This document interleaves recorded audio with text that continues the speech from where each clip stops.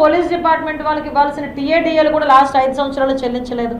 Even వాళ్ళకి GPF నుంచి వచ్చే లోన్లు కూడా నేను మొన్న అసెంబ్లీలో కూడా చెప్పాను.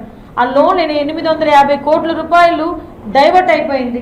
ఎందుకు డైవర్ట్ అయిందని వీళ్ళు కోర్టుకి వెళ్ళి కోర్టులో అడిగితే అది టెక్నికల్ ఇష్యూస్లో ఒక బటన్ నొక్కపోయి ఇంకో బటన్ నొక్కేమని చెప్పేసారు చాలా ఈజీగా. సో ఇటువంటి సిచ్యువేషన్స్ మధ్యలో ఈరోజు మళ్ళా పోలీస్ డిపార్ట్మెంట్ యాక్టివేట్ అయింది. పోలీస్ డిపార్ట్మెంట్ మళ్ళా మా వర్క్ ఇది, మా వర్క్ పరదాలు కట్టడమే కాదు, మా పని ఇది అని చెప్పి ఈరోజు తెలుసుకొని వాళ్ళు ఐడెంటిఫికేషన్ చేసుకొని మళ్ళీ ముందుకెళ్తున్నారు. వాళ్ళందరినీ కూడా మనం ఎంకరేజ్ చేయాల్సిన అవసరం ఉంది. ఈ రోజు ఏదో సోషల్ మీడియాను బేస్ చేసుకొని నోటుకు వచ్చినట్టు మాట్లాడేసి డిపార్ట్మెంట్ మీద బురద చల్లేదానికి, ముఖ్యంగా హోమ్ మినిస్టర్ మీద బురద చల్లేదానికి ఒక టార్గెటెడ్ వేలోని వెళ్ళడం అన్నది వాళ్ళకే మంచిది కాదు. నిజంగా మాట్లాడాలనుకుంటే దీని మీద క్రైమ్ విషయంలోని కానీ మీరు చేస్తున్న ఆరోపణల విషయంలోని కానీ ఎక్కడైనా డిస్కషన్కి నేను సిద్ధమంటున్నాను. మీరు ఏదో ట్విట్టర్లో కూర్చొని ట్విట్టర్లో ట్వీట్ పెట్టుకొని ట్యాగ్ చేసేసి మమ్మల్ని ట్యాగ్ చేసేసి జనాలకి ఏదో ఒక రకంగా ఒక పర్సెప్షన్ క్రియేట్ చేయడానికని చూస్తున్నారే తప్పించి ఈ రోజుకి నేను చెప్తున్నా మీరు క్రైమ్ గురించి లాస్ట్ 5 సంవత్సరాలు జరిగిన దాని గురించి మాట్లాడుకుందాం, ఆ ప్రీవియస్ 5 సంవత్సరాల గురించి జరిగిందని మాట్లాడుకుందాం.